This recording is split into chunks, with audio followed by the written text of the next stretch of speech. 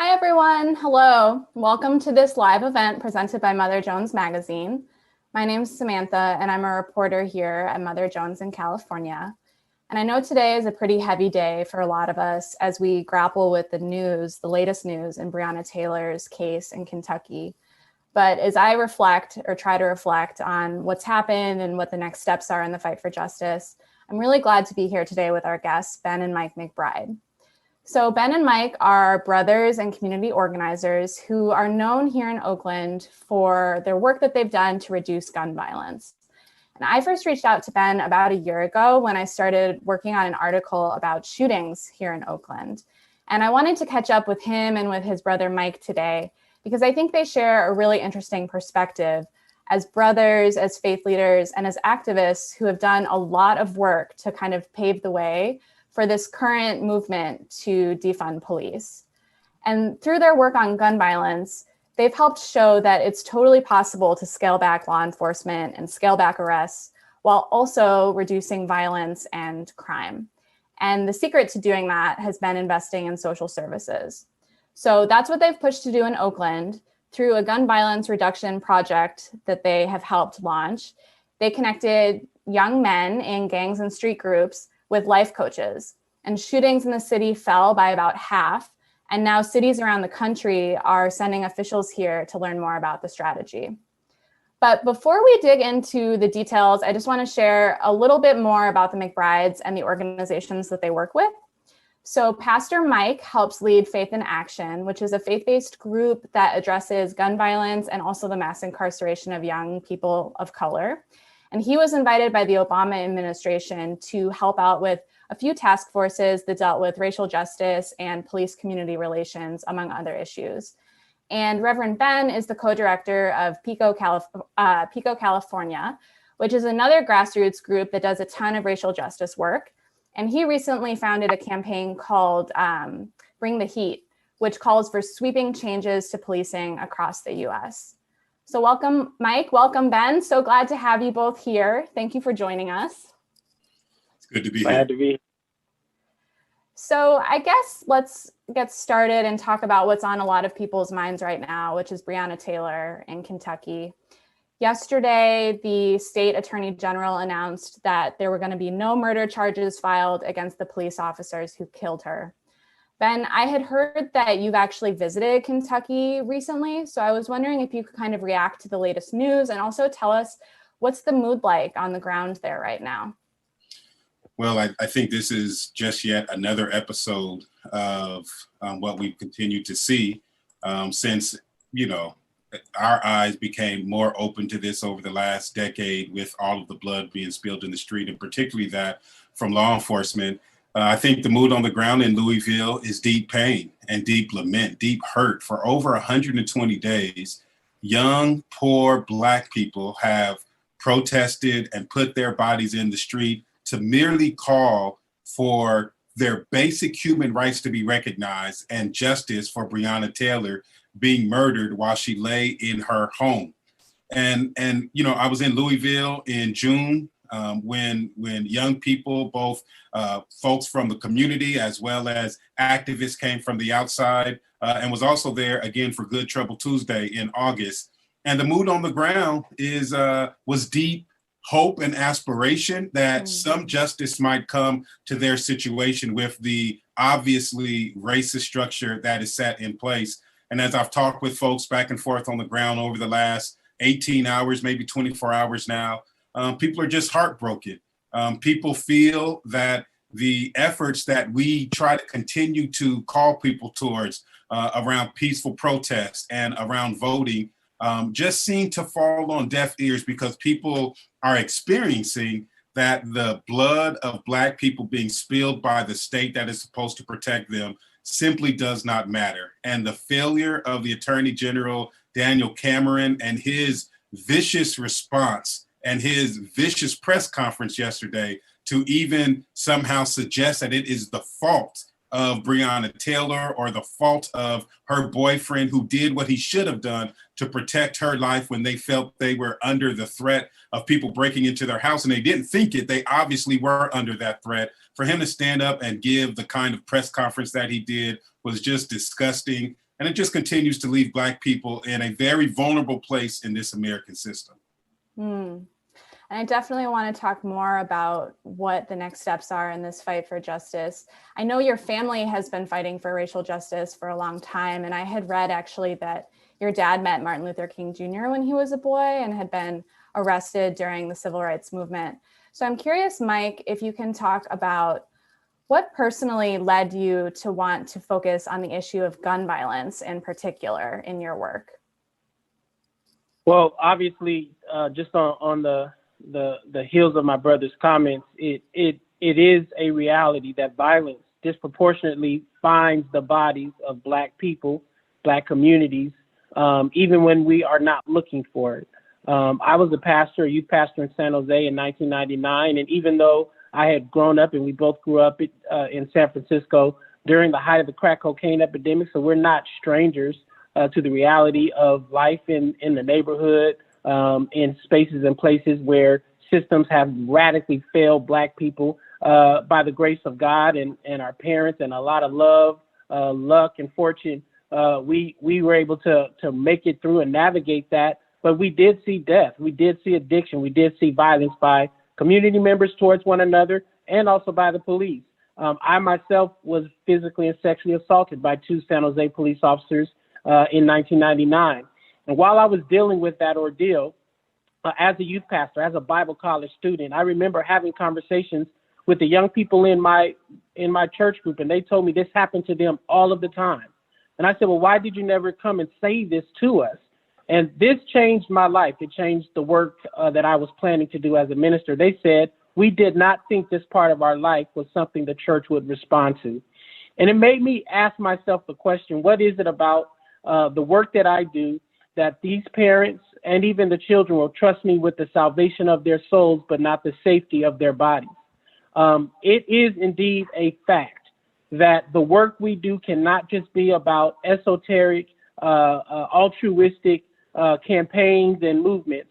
These are literal bodies being placed on the line that are being lost to preventable violence, whether it is neighbor-to-neighbor violence, whether it is the violence of the state through police officers, whether it is the violence of policy that assaults the imago Dei, the image of God in every single person. That is really what propelled me. My own victimization forced me to open up my eyes. Prayerfully, the tender heart that was cultivated by my parents, my father, making us watch Eyes on the Prize every February, making us watch Roots. We didn't even know that we were being prepared to hear the cries of our people with a tender heart. All of that together has really compelled me and my brother, and I think many of us, to not turn away in this moment, but stand up and be unrelenting, be unapologetic by insisting that Black people and our lives and our bodies and our communities are not subject to arbitrary violence at the hands of the state. And that's what we plan and will continue to do. Okay. And before we jump into talking about Oakland specifically, Mike, given everything you just said, do you have any reflections that you want to share on Breonna and her case in Kentucky? Well, you know, this is another expression of wickedness in high places. Daniel Cameron is a Black man who stood up before the world and attempted to erase the death of a Black woman that was preventable. He took on the cause of a law enforcement apparatus that for at least the last decade or so have threatened Black people, have through their unions disparaged Black young people attempting to reach for justice. He became a darling of Donald Trump. And so his credibility is permanently damaged. And I despise any Black man who would stand up before the public and attempt to make sense of the death of Black people and not hold the culprits responsible. Shame on Cameron and shame on anyone who believes that that is their role in this system, to continue to explain away the death of Black people. People must be held accountable.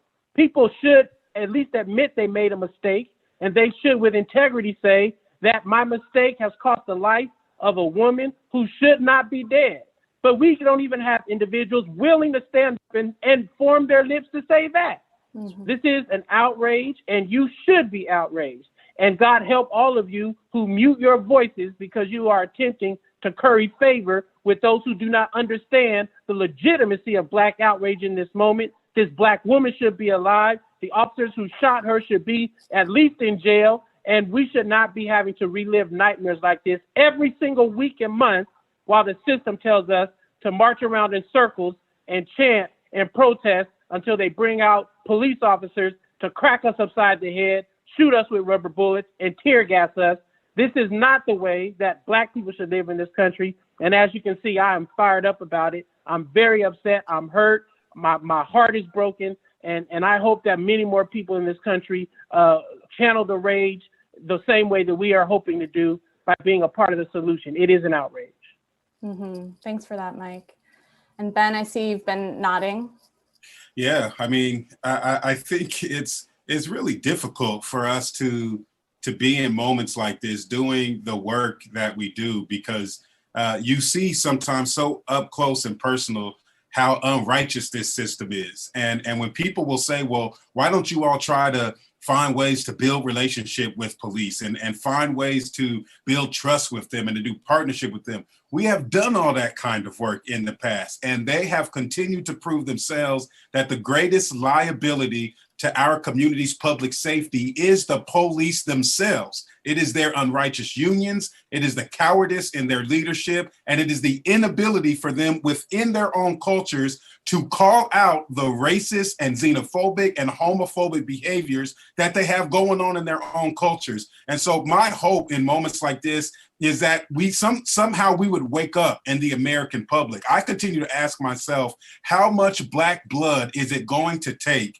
for this country to recognize that it needs to do something about its wicked way of being? How much blood is it going to take for us to wake up and say that the policing apparatus that we have is not broken, it is working in the way in which it was designed, and it totally needs to be deconstructed, and we need to reconstruct the same way they did after they abolished slavery. We need to reconstruct not another policing system, but a new public safety apparatus that is full of many of the strategies we've seen work and strategies that we have yet to create. But this current system will only create more Breonna Taylors, more George Floyds, more Michael Browns, Oscar Grants, Renisha McBrides, Tamir Rices, and Sandra Bland. They will continue to create these outcomes. And so my hope is that the American public does not get used to Black bodies, because we know that if we saw white bodies and white people being crushed under the brutality of the American state, the public would not sit by quiet. I'm glad people are protesting, but it's going to take a lot more for us to change these brutal conditions that Black people have been forced to live under for the last 400 years.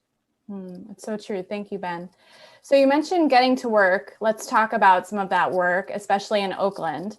So as I mentioned earlier, shootings here have dropped by about 50% over several years.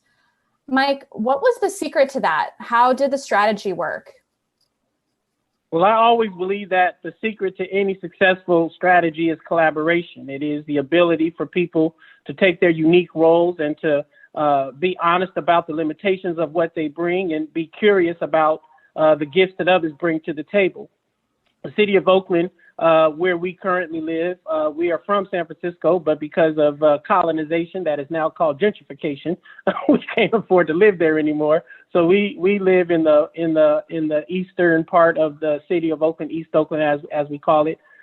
We realized that the data told us that less than 1%, half of 1% of the city's population drives over 60% of the violence, particularly related to gun-related shootings and homicides.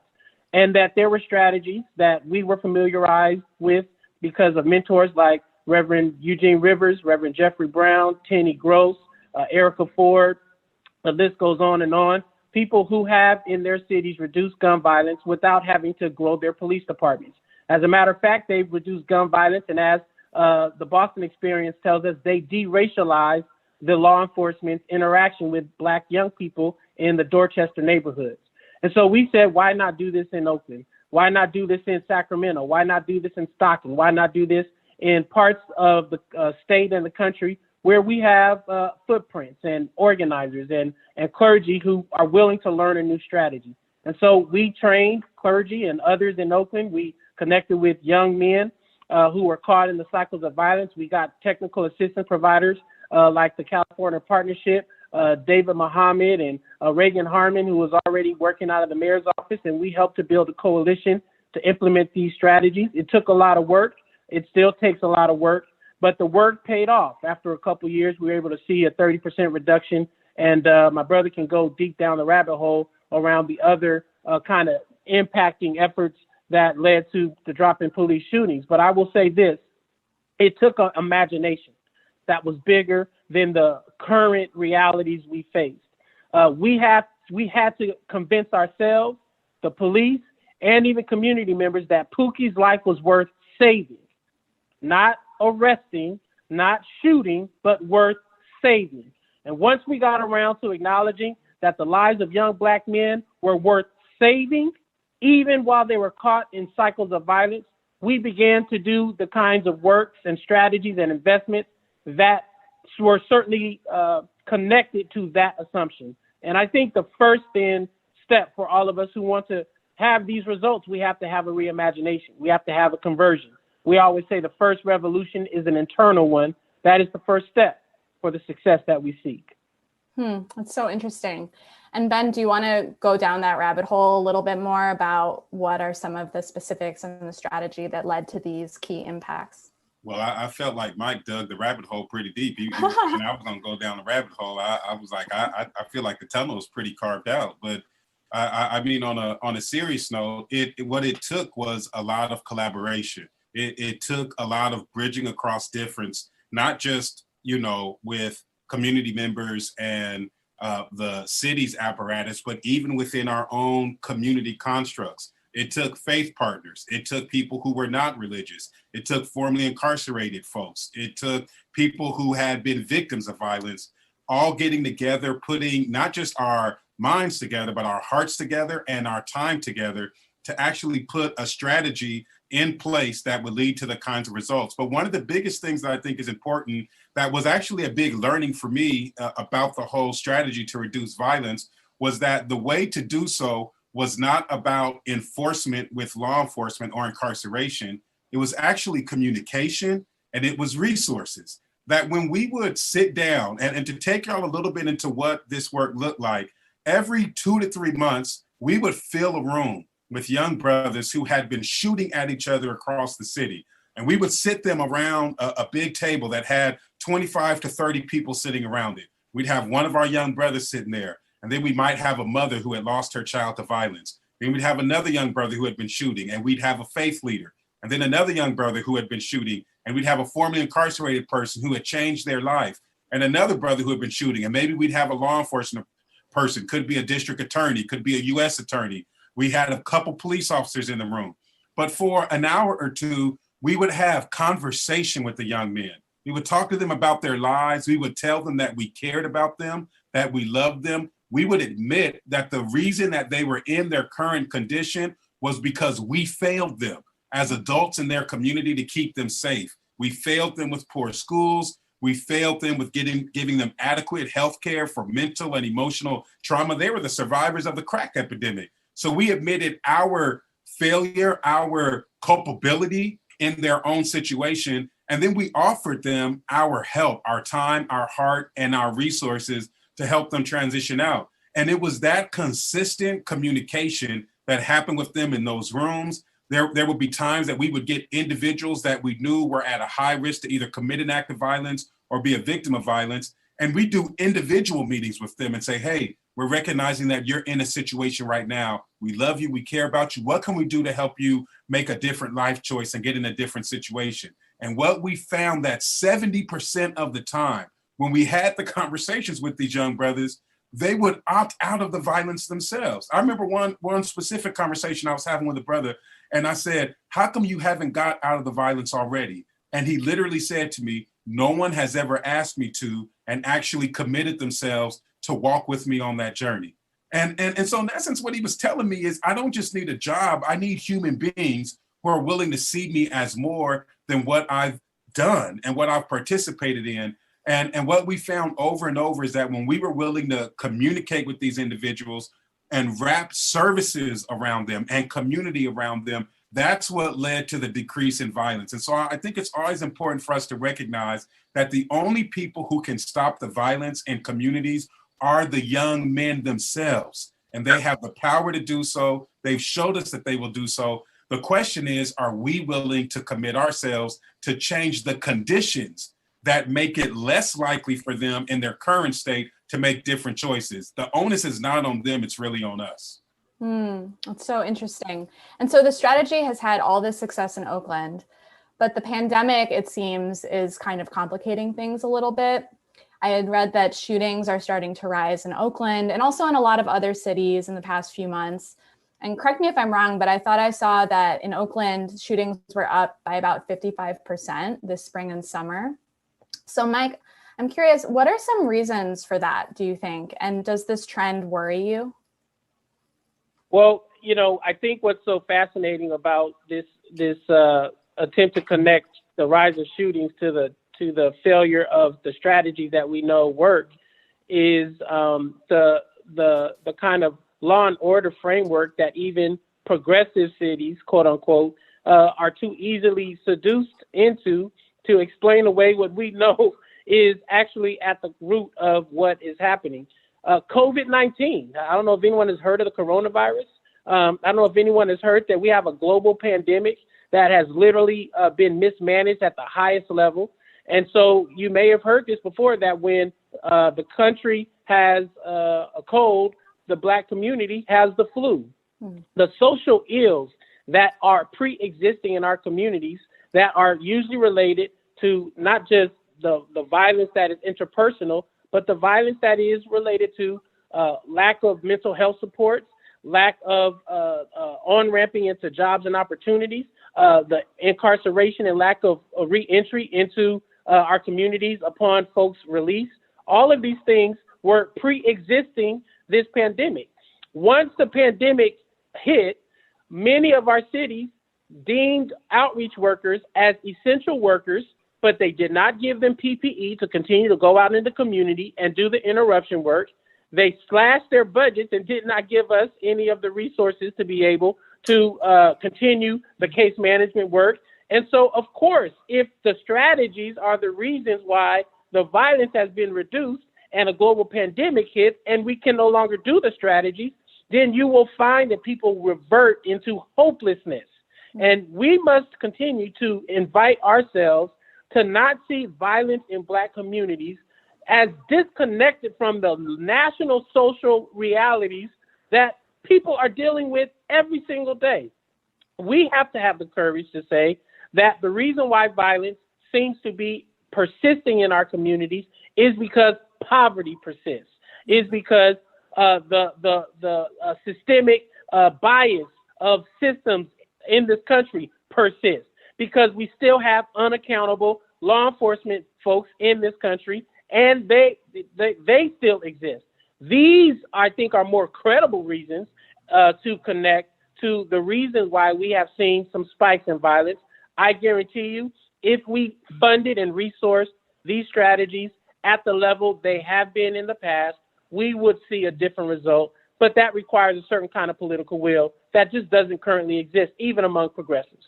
Absolutely. I mean, Mike is 100% right. It's all about conditions. You know, it is the conditions that are creating the uptick in violence because of the overexposure of the COVID-19 pandemic in our communities.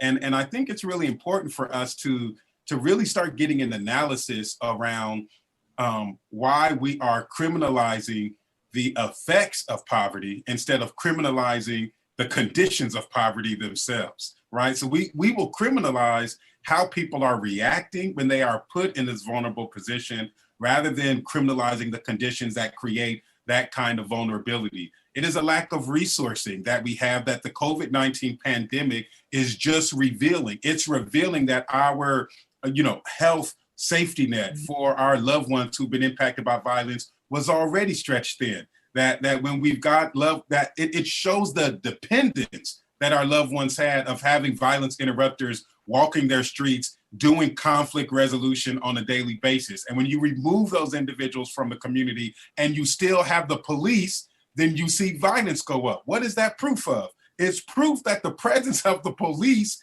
do not create peace. It is actually the presence of peacemaking individuals, bridging individuals who actually are in communication with people who are surviving the conditions of poverty. That's what leads to peace. And so our ability to resource that is really our solution. It's what we found in ceasefire. And even, you know, a lot of times when we were first scaling up the strategy in Oakland, we didn't always have the support of progressive elected officials to want to put their money towards this. I mean, I know we're always criticizing people on the right, and justifiably so, because of the very racist, misogynistic, xenophobic ways that they are creating public policy. But even folks on the political left at times lack the imagination to actually believe that Black and brown people talking to other Black and brown people will create peace, that they need white people in blue uniforms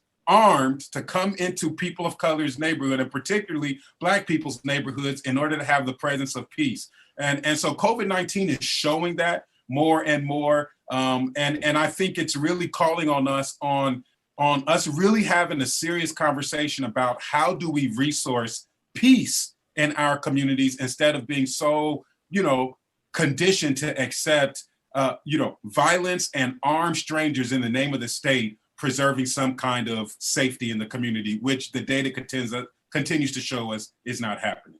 Mm-hmm. Absolutely. Yeah, that's such an important point. And I want to talk more about that because obviously, in addition to the pandemic, we're in the middle of this revolution to rethink policing and public safety in the United States. So I'm curious to hear a little bit more about how this revolution is affecting the gun violence strategy in Oakland specifically. Because even though the strategy focuses a lot on social services, I know historically it has involved the police to a certain extent. So Ben, I'm curious, do you think that the police are a necessary part of the strategy like they've been historically, or do you think it's possible to roll back the extent to which they're involved in Oakland? Yeah, so I mean, I think that having a public safety apparatus is necessary in order to provide security in cities. But the current policing systems we have are not public safety apparatuses. They are paramilitary structures that operate as systems of violence. They operate as warriors. They self-describe themselves as that rather than guardians of the community.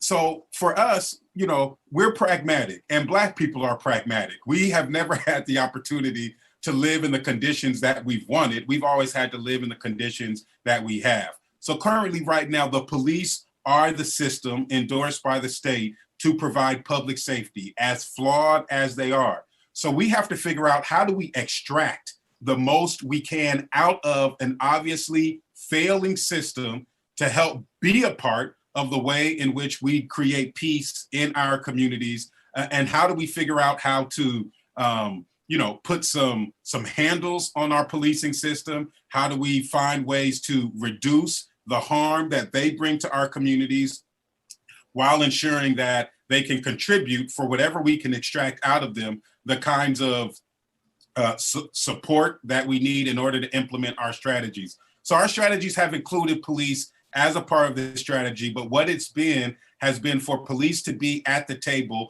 not in a leadership role, but rather in a role that is allowing us to prioritize our communication strategies, our support strategies, and simply being, you know, what we oftentimes call the carrot and the stick in a strategy. That after all of our communication and our resource strategies have failed, if we have individuals who are still so sick from the effects that they have been placed in because of poverty, that they are more likely to take the life of another individual in the community, the police are used as a last resort to remove that individual from the community until we can get a better public safety apparatus to be put in its place. But I do believe that our strategy is helping us to recognize what kind of systems we need to erect that ultimately allow us to abolish this system of policing. And yes, I said abolish the system of policing. I mean, people have told me you got that collar on. How can you be talking about abolish the police? I said, if you've been catching the hell that Black people have been catching in this country for the last 400 years, and if you knew that the policing system was simply a child of the slave patrol system that was put in place 400 years ago to organize terror against Black people so they wouldn't run away, to use excessive force to gain compliance, and to chase down runaway slaves, if you knew that to be the history of police departments, you would join me in the chorus of saying we need to create something new. I am saying we need to abolish this system, but we need to reconstruct a new system. And so our strategies are telling us that what would it look like if instead of calling the police to come into communities, you could call an emergency service in your city, and we had 200 to 300 community members, these violence interrupters, who could show up as nonviolent, peaceful, people who would come in and dissolve conflict in communities instead of calling the police. We've already seen the results and the impact of that and the strategies that we've helped to be a part of. But we don't need 20 to 30 of those people. We need 200 to 300 of those people. We need to take money that right now is in the police department and scale up our mental health services so that we could have people who are in mental crises, have folks respond in their communities. A lot of the communal violence and the neighbor-to-neighbor gun violence that happens also because of mental health challenges. We oftentimes don't see Pookie and Ray Ray as mentally challenged people who are surviving the trauma that has happened for years in their lives. They need mental health support. What would it look like if we had 100 to 200 mental health responders that could show up? And then we could figure out who are the last 200 to 300 people in a city that may need to respond to situations that nonviolent de-escalation efforts will not work for. Those are the kinds of strategies that we're wanting to put forward. And that's why we've come up with the acronym HEAT to think about hiring, equipment, accountability, and training. It came out of our gun violence reduction work. We've been trying to figure out for the last 10 years, how do we reduce the footprint of law enforcement, scale up more of these other kinds of resources, and then build a new public safety apparatus that hires the people we want, has them use the tactics and tools that we want in community, a system that wants to be accountable to the community, and then how do we train those folks to deliver constitutional security to citizens that are in our neighborhoods. That's the kind of work we've been doing, and those are the kind of reforms we are trying to work on while we are on our way to abolishing this current system and reconstructing something else.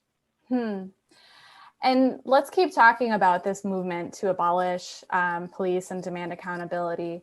So I know, Mike, that the two of you have been working on this movement for a long time, and that you both went to Ferguson back in 2014 to protest there. And so how would you compare the movement then in Ferguson with the movement that's developing now after the death of Breonna Taylor and George Floyd? Yeah, I think all these movements are just continuation of the movements and efforts that were before them. None of us are ahistorical. We are learning, literally, every new uprising learns from the uprising before it, including Ferguson. Uncle Bobby and many of the loved ones from Oakland showed up in Ferguson on the heels of the killing of Michael Brown. I can think of the young people from Florida, Phil Agnew, Charlene Carruthers out of Chicago, some of the BYP 100 folks. Obviously, some of the Black Lives Matter folks showed up. So no uprising happens in a vacuum. The brilliance of the young people who literally transformed people like myself and my brother, Tef Poe, Rika, T-Dub, Tori, Ashley, on and on and on and on. That conversion moment for us informed our work as well. We were known across the country as practitioners of reducing gun violence in urban communities. We came out of Ferguson realizing that we have to add a whole nother component that made sure our reduction of gun violence in urban communities was also tied to the reduction of police violence. Because if you have unconstitutional policing, then it breeds lawlessness. And right now we have police officers who are unwilling to be accountable. They are protected by certain Supreme Court rulings that allow them to lie on police reports about threats that they perceive that may or may not be real.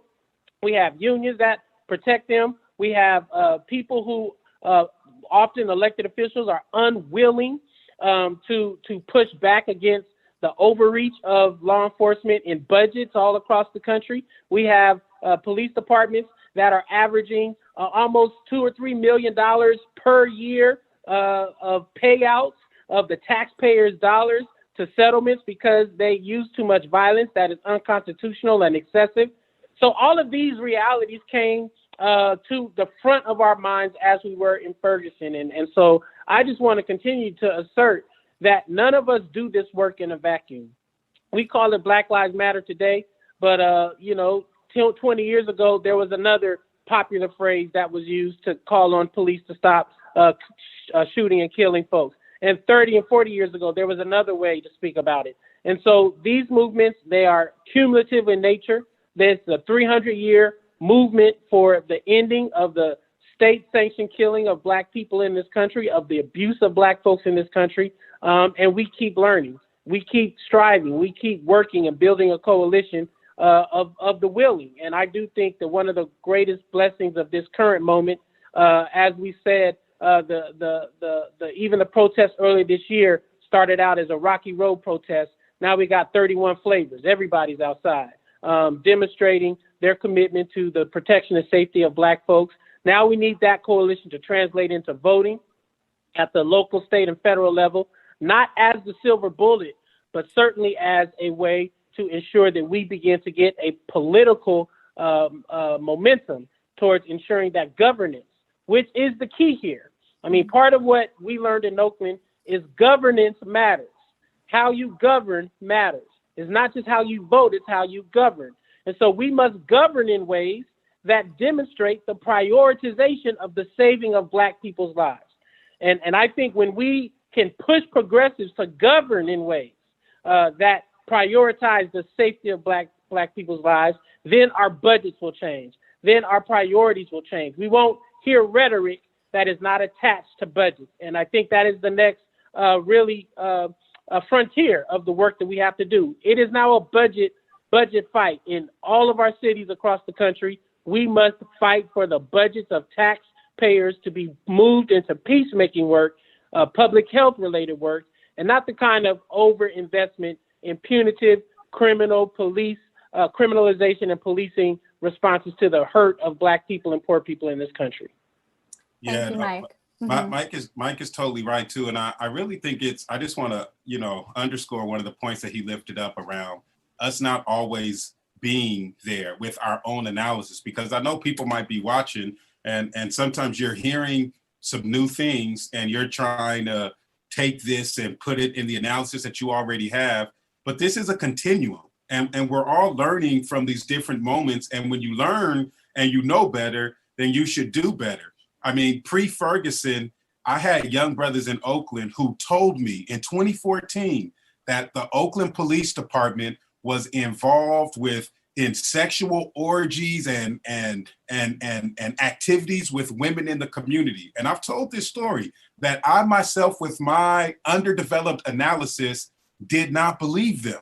I thought that they were being extreme, that they were somehow making something up, only to find out 2 years later that the Oakland Police Department the scandal broke that they were trafficking a young brown child in our community. And that was a failure on my part to believe these young Black men who were telling me then what was happening. Then I went to Ferguson. I had my eyes awakened in a different way. And I learned that I needed to believe what young Black people were saying was happening to them in their community, what the police were doing to them, why they were engaging in vigilante justice because of the failure of the police to provide constitutional security. So I just want to say to all of us that might be finding yourselves awakening in this post-George Floyd moment and Breonna Taylor moment, we need to believe what the people closest to the pain are telling us. They are not lying. And then when we vote, as Mike was talking about, I believe that in a democracy like ours that has been riddled by white supremacy and structural racism, those with privilege should not vote your own interests. You should vote the interests of the most marginalized around you. So what would it look like for you to vote with Pookie's interests in mind, with Pookie's situatedness in mind. When you get to the budget, you are not trying to get the budget designed for your interest, but rather for the interest of these who have been ignored. It's this kind of journey that we're going to have to go on if across race, across class, across geography, across experience, we're really going to create a community where everybody can belong, not just those who've been privileged. It's so true. Thanks, Ben. And so let's talk more about voting in the election then. Are there other ways that you think that the movement and allies should be shifting attention or priorities in relation to the upcoming election that we should all be paying attention to? What about you, Mike? I think people are doing the best that we can to get folks to the polls. I mean, what we are experiencing right now, though, right before us every day, is the overreach of a wannabe authoritarian. He is definitely displaying authoritarian behavior. He's attempting to cast doubt on the election. There is a major misinformation and disinformation campaign happening. We have people every day asking us, should we mail in our ballots? Should we drop our ballots off? Should we just stand in line and vote? I mean, just think about this. In our attempt to try and mitigate harm in a global pandemic, we all thought we should do absentee ballot. And the response of the president is to try and cast doubt and aspersion and interrupt the mailing system. So ballots that are legally cast via the processes that have been set up for years, people can't even trust it. So I think it's really important for us in movement spaces, obviously to do our part, but it's important for the media to keep shining the light on the real folks who must make a choice that literally is on behalf of everyone. It is not the lack of Black voters that cost these elections. It is white women voters who continue to vote for these kinds of elected officials. It is white evangelicals who continue to be seduced and deceived by a false gospel that continue to support this kind of wickedness. The burden should not be on Black people to save this democracy when we are the minority in this country. Now, of course, we're going to do what we do because we got to do what we do because our literal lives are on the line. So the movement's responsibility is to carry our water, to carry our weight. And we're doing that. There's major coordinated efforts all across the country, getting people registered to vote, getting people to turn out to vote, getting people to make sure they have the proper information. We have this great partnership with vote.org that has helped us to build an online voting registration tool, an absentee ballot tool. You can even check your status by going to vote.org or blackchurchrocks.com. We're doing everything we can, but at the end of the day, this is really about how will white folks show up in this election? How will you convert and compel your friends and family members in states like Michigan and Wisconsin and Pennsylvania and Georgia and Florida? How will Latinos show up in this election? Will you be seduced by the false promises of this Trump administration? Will you be deceived by the very thin kind of theological disinformation being fed to you in your pulpits by misinformed and myopic evangelical preachers and pastors? It's really important for folks to look in the mirror and ask themselves, what is our responsibility to save this democracy? Black folks are always going to do what we do. We are the most loyal voting base against white supremacy in the history of this country. We always vote against white supremacy. 90% of us are very clear about what's at stake. It's time for the rest of the country to catch up with Black women and Black voters who demonstrate for hundreds of years where our priorities are. That's against white supremacy. We'll do that in November for sure. Thank you, Mike. And looking ahead, Ben, I know you talked about this a little bit already with the Bring the Heat campaign, but what are a few of the other biggest changes that you think we need to see right now immediately to police departments around the country if we want to create safer communities? Like, are there any specific reforms or policies that are being considered right now that really stand out to you? Yeah, well, certainly, I think on the national level, the Justice and Policing Act is a great place to start. It is a terrible place to finish, but it's a great place to start. I think the banning of no-knock warrants and chokeholds and the way that those kind of brutal tactics have been deployed in departments across the country, those things have to stop. So Justice and Policing Act is a great way for us to start. The only way we even get the chance to pass that is we're going to have to win, from and knock these Republicans out of office at the federal level so that we can get the Justice and Policing Act. And certainly we have to remove the fascist in chief that is standing against, all of the kinds of changes in safety that Black and brown people, indigenous people, folks who are vulnerable need. And I think also we have to recognize that when we're really thinking about dealing with police is a very local experience. And so there are 18,000 police departments across the country. And if you're going to do something about policing, you're going to have to do it not just at the national level, but at the state level and at the local level. And so one of a couple things that we're putting forward, joining a chorus of others, is one, it has not been legislated in the United States of America for the last 200 and something years of policing in this country that you cannot be a racist and be a police officer. That has never been the law. And even though we know that the FBI has been saying from years during the Obama administration that white supremacist groups and explicit racists have been infiltrating police departments for decades. And so we need our mayors, our city councils, our local police chiefs to come up with a plan. And we are calling for them to do this across the country, to make the public pledge that you will fire all racist cops. The notion that somebody, just because they are a cop, is not a racist is absurd. You can have racist mailmen, you can have racist construction people, but somehow if you put on a blue uniform, you lose all racist, sensibilities. No. So we're calling on them to come up with a plan by which they will surveil the people that are working in their departments, that they will bring the full resources of the city to their local department to look for any explicit and overt expressions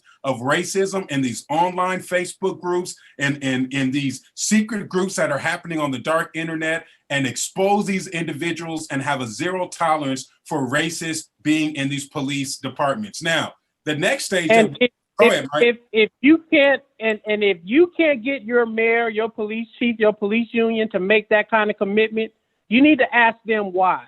Right. You need to ask them why. We have chiefs and police officers right now reaching out to clergy all across the country for this event called Faith in Blue. And they want to sit down and eat hot dogs.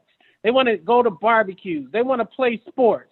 I'm telling you, you should not sit down with a police chief or a police captain if they're unwilling to make a commitment that we are going to scour our police department and get rid of racist, homophobes, anti-immigrant, anti-Muslim officers with tattoos that connect them to the Proud Boys, neo-Nazis, the Ku Klux Klan, and the alt-right, the Boogaloo Boys.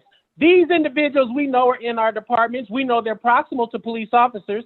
So if your chief and if your mayor won't publicly make a commitment to do that, you must ask them why. Tell them I'm not sitting down talking to you about no barbecue. I'm not talking to you about no sports programs, playing football with my child at 12 noon. I want to know, do you have individuals on your police department that at 7, 8, 9, 10, 11 o'clock at night, when they don't know them and I'm not around as the preacher to be looking over your shoulder, will you slow your roll down and not shoot them dead or beat them up in the course of an arrest because you are in fear for your life or because you have a racial animus towards Black, brown, LGBTQ, Muslim, immigrant populations? These kind of baselines, these kind of demands, we must make universal across this country. And any police chief and mayor that won't make that pledge, you must ask them why. Ask them why and wait for an answer. And then on top of what Mike is saying, we also then need to, the big steps that we're going to need to take, two of those I want to highlight. One is dealing with and ending qualified immunity. This notion that police officers get some extra constitution that we don't all get, that they get to shoot people and kill folks and have no accountability, has to be ended. And that can begin at the state level. That doesn't need to begin at the federal level. So we need to begin in our movements to begin to bring legislation at the state level, wherever it is that we live, to end qualified immunity for law enforcement at the state level. The other thing that we need to do, and we just tried to pass this in California where we live, and we were unsuccessful, again, because of milquetoast progressive politicians. I'm trying not to turn my preacher voice on, but man, this thing just gets me so upset because we had on the ballot something to decertify law enforcement when they have demonstrated themselves as being abusive and violent and breaking the law. We should be able to decertify them so they can no longer go get a police job at another department. But we had not people on the right that resisted this alone, but people who call themselves progressives, who believe that that's a bridge too far. We need to continue to put pressure on our elected officials, regardless as to what party they're in, to tell them if you are going to be complicit in a policing structure where individuals get to shoot people and break the law in our community in the name of me, right? When the case comes against somebody in the court, it is the people versus this person. So you're not going to commit this kind of brutality in my name. We need to pass decertification laws across the country so that once a police officer breaks the law, they can no longer get a job in policing anywhere in the country. We need to pass that at the national level. We need to build a national database that ensures that we can keep track on where these individuals are engaging. And again, I want to say, and our folks in the movement know this is not the end result. This is just where we need to begin, right? But we have to begin. These are some of the reforms that we can begin to work on. And then at the local level, everybody needs to be demanding that your mayor, your city council, and your police chief sit down with the people and listen to the way in which we want to make changes to the current policing system while we are working on these long-term transformative actions that we need to make. If they won't sit down with you, if they won't implement what you say, they are demonstrating that you live not in a democracy, but in an autocracy. And if the police are going to act as autocratic leaders where we live, then we should be ready to engage in the kind of nonviolent direct action that threatens their ability to do so. It's also important. Thank you so much, Ben. So we're sadly need to start wrapping this conversation up. But maybe on a lighter note, I have one last question for you both. I'm curious, what's it like working so closely together as brothers? Do you have any sibling rivalry going on? I just want to be like him when I grow up. And I want to have all the bass in his voice. I have the treble and he has the bass. So I have a sibling jealousy of his voice, but really, you know, this work is hard. It's demoralizing. It beats our souls up, and so being able to work with my brother by blood is definitely a blessing because I don't have to worry about his loyalty and his honesty and his critique. And his correction when I am trying to do the work to be most faithful. But I do believe as a follower of Jesus that the family of our churches, our communities, they transcend blood. They transcend name and race and gender and sexual orientation. We are a human family. And so I hope that we, as Ben talks about so powerfully, we can create a culture of belonging these or beyond these kind of distinctions. But until then, we'll certainly have to work with trusted comrades, and Ben is certainly one of my most trusted comrades. Well, just so y'all know, you know, I paid him with Skittles and before we got on the call to make sure that he gave me such a great credential. But yeah, on a serious note, I mean, I'm not in this work if it's not for my brother. You know, this was not the track that I was trying to go down. For those who know me, I had another plan in mind, but you know, my brother knew that I was concerned about the violence and I was concerned about what was happening. And he saw in me at a time when I didn't see it in myself, the capacity to make a contribution to the story in a way that could really be meaningful. And the reason I think that's important is because all of us are in relationship with people who need us to see in them the capacity to do more than what they currently see within themselves. And my brother is humble, but he's done this all around the country with brothers like Desmond Meade down there in Florida, who turned that state around and restored the right to vote for 1.4 million Floridians. Mike met Desmond when folks didn't want to resource Desmond, and brought support to the work that Desmond was doing to get the Florida rights restored. And we are just two people among a chorus of thousands of others who are doing this work every day in cities, but they oftentimes don't get named. And so I think it's a privilege to be able to work alongside him, to support the vision and the work that he's continued to do. And our hope, I think, is that we can just continue to make more siblings, make more brothers, more sisters, more relatives across different, so that we can really change this society. The easy work has been done. The next level of pioneering that we need to do to get this country to another part of the story is ours to do. Thank you so much, Ben. Thank you so much, Mike. This has been such a great conversation. We covered so much ground. I really, really appreciate you joining us. Thanks for having us, and follow our work and support our work and support the kind of work of people all across the country like us. The key to changing our communities is the people have an imagination far beyond what we have today. So thanks for giving us a chance to spread some good news. Thank you. Totally. And thanks everyone who tuned in today with us. You can rewatch this conversation on whatever platform you're currently on: Facebook, Twitter, YouTube, or at motherjones.com.